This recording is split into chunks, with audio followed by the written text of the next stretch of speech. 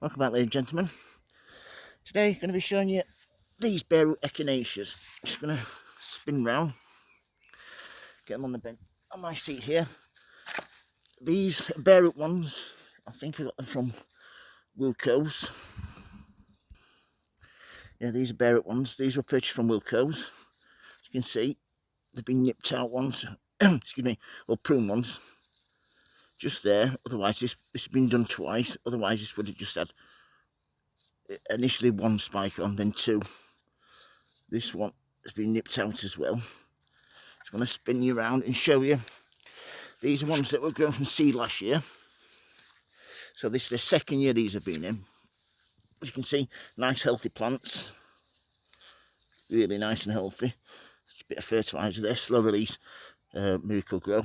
6-month feed. I swear by it now. It saves me a lot of time. Before I was having to water feed on once a week. Now I'll just put this on, just leaving it. Great, saves a lot of hassle. Anyway, back to the Echinacea. These were started on a peat-based compost. Grown from seed, like I said, last year. They flowered really well last year because I nipped them out as well.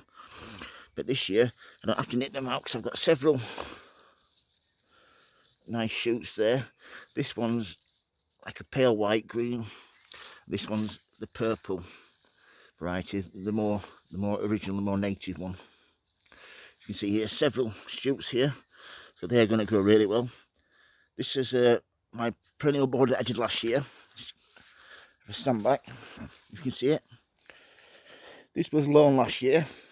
It was dug out, dug over, left a while, and I level it across the top. It's a raised bed. It's raised about, probably this end, probably 12-14 inches, and that end probably about 6 inches. And my garden slopes down, so as you can see, they're really enjoying it. But these are the ones that were bare root, like I said.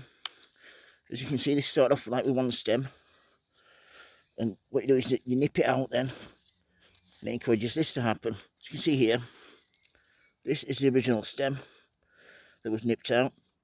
If you don't mind waiting a little bit longer for them to flower, you got all these side shoots.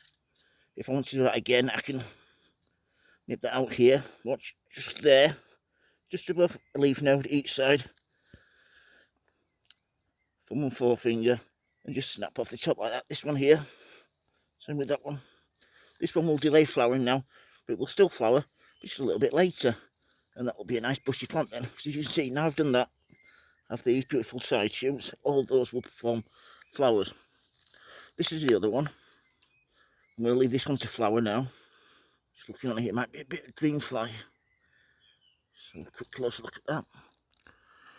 Sometimes you get leaf distortions if you've got white fly or green fly in your plants.